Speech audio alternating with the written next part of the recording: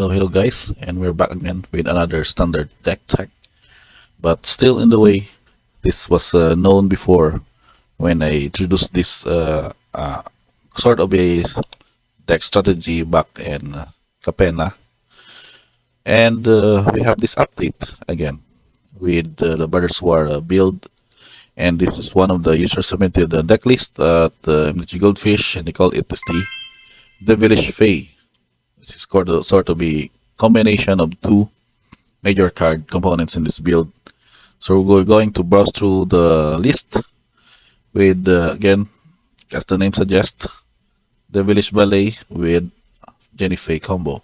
But what difference is this list now that we have Brothers War is that we have these variants with Awaken the Woods as one of the main components that could have the Devilish Ballet trigger multiple times in the game. So going up in the lineup, 14 creatures, 4 enchantments. We also have 7 instants, 2 planeswalker with Elspeth Splendid, and 9 sorcery. So we go first with these creatures. We have Ambitious Farmhand, 4 copies. So this card is basically what the fix of this deck would probably do, aside from the Gala Greeters that we saw on this list. You can search its library for a plains, basic plains card, and put it in your hand.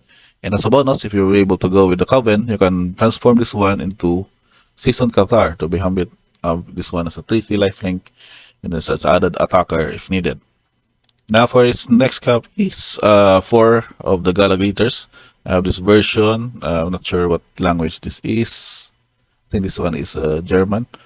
So if you know, Gala Greeters already has ways to trigger alliance, wherein you can produce top treasure tokens, have +++ counters placed on it, and gain life. And that is only once per turn as you choose one of the 3.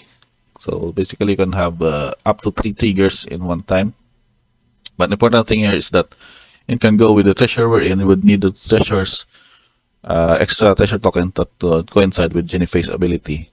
So we go back with what her ability look like. If you would create 1 or more tokens, you may instead create that many 2/2 green cat creature tokens with haste, or that many 3/1 green dog creature tokens with vigilance. So if you imagine, we would pull off a huge Awaken the Woods, and then turn those 1/1 dryads into 2/2 green cat creature tokens with haste. You can basically attack with them for the win, or if needed, deal huge damage in that turn. So with that said, with that combo, we can also have Alliance trigger activated. So whenever another creature enters the battlefield under your control, double Devil Ballet's power until end turn. So 2, 4, 8, so on and so forth.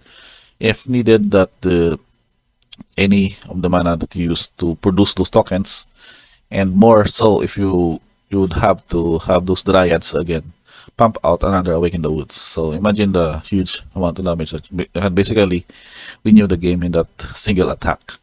But how do you define this build we're in if the combo is not yet around to do it? So we have Fable of the Mirror Breaker to do the some work around those support cards for our build, wherein you can just create this Chairman token to have treasure tokens to ramp up or fix mana. You can also fix your hand by discarding up to 2 cards and draw that many cards.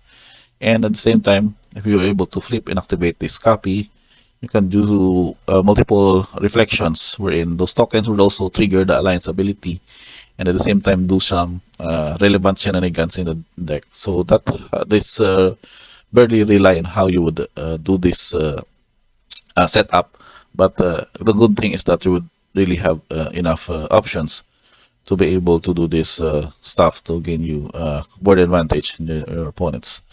And for the instants, these are basically spot removals. We have 2 Destroy Evils, Faithful Absence as a solid removal for Planeswalker, but they would have a token to investigate. You can also use this one to your own. If you needed to card draw, you can just destroy a single creature, your token creature, to create a clue token, and then use that token to draw a card. And then Soul Partition is basically the more of the delaying but solid spot removal per se, because it would be really efficient for big spells, because as long as you would be able to excel them, the opponent, the owner of that spell may play it, but it would really cost them 2 more to cast. So along with it, we have a support card with Elspeth Resplendent, a symbol with this card that you can basically activate -3 to look at the top 7 cards of your library, and then we put a permanent card with mana value 3 or less from among them into the battlefield with a shield counter on it. And then basically you can pump up a Jenny Faye, Fable, or any of the combo piece such as Devilish Faye is also 3 to cast. So you can have Elspeth to put it from the top 7 cards library into the battlefield. And the bonus, you can also have the +1 to have target creature +1 counter, and a counter with flying, first strike, lifelink, and vigilance, depending on the situation. So along with that, again, Wake in the Woods, as to what I've said, can produce X11 green forest red creature tokens, have them turn into cats if you would be attacking for the win, or you can have multiple. After you play those Forest Dryads, they would then be used again to activate or cast another Awake in the Woods for a bigger and higher value.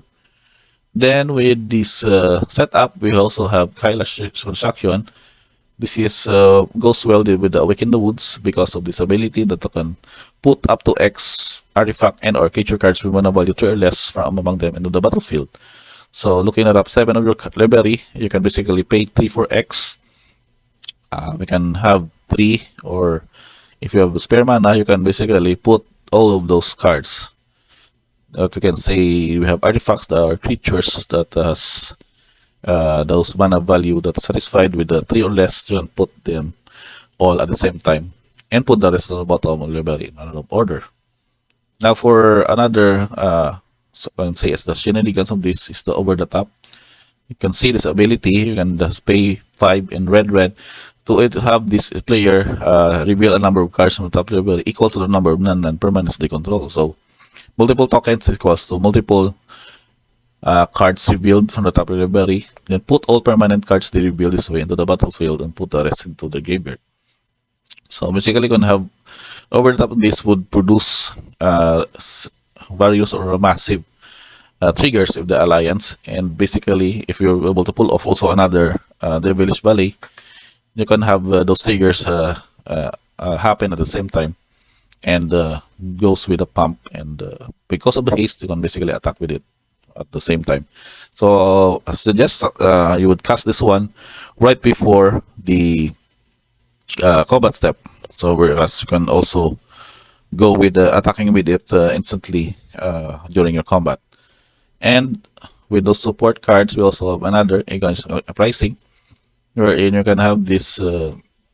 I would go with this as not preferred card, but since the deck builder has suggested this one, you can have this trigger wherein you can create your white samurai 2/2 samurai creature tokens with vigilance, and they have menace and haste. At the same time, your opponents would also create 2 samurai tokens that mana value of X -1. But at the same time, with other triggers that would happen with your alliance, those caused by this token generation, you can still gain advantage of the board even though you're giving your opponents 2/2 white samurai tokens to block because of this effect of menace and haste until end of turn. So just a certain scenario that can go with this, but I'm not pretty sure if it would be effective as compared with the other token generators in the build. And last but not the least is this copy of Sunset Rivalry. Would go with just situations where you can gain 1 life, gain 4 life, create one white human creature tokens for blockers, and if your opponents have more cards somebody, you can draw a card. But I'm not sure what's happening with just 1 copy in the deck. But I'm pretty sure there are situations that would need for this card to be activated for the setup. Okay, last but not least, we go with the mana curve. Since it's the Naya build, several pain lands are added with the Forge, the Brushlands, as you can see with Carpusan Forest also, and Jetmir's the Guardian as your main the tricolor cycling land from Capena that will do the main mana fix. And also we have slow lands and also 4 copies of planes. and looking at this awesome art from the special upcoming set of the Pariksha. So I guess that's about it. Last but not also the least for our deck stats, 2.67 average mana value with a mana curve. Core distribution, we have 16 green, 28 white, and splash of red for 13. But the producers would basically provide this one. We have 21 for white, 13 for green, and 14 for red as your mana source. And for the tokens, of course, these are the various tokens that will be generated by this build. And that you would also need this one if you were ever to play with physical deck list of this deck. So that's about it. If you've already tried this similar, if you're, we can say that we can go with the Naya tokens build that you're already piloting in the MTG Arena, MTG Online, or in physical gameplay. Let me know in the comments below. You can also go with this two-card combo that can basically win out of nowhere if ever there's an opening where opponents can be startled with your deck build that can be pulled off with several Wake in the Woods, trigger the Devilish Valley, and attack for the win.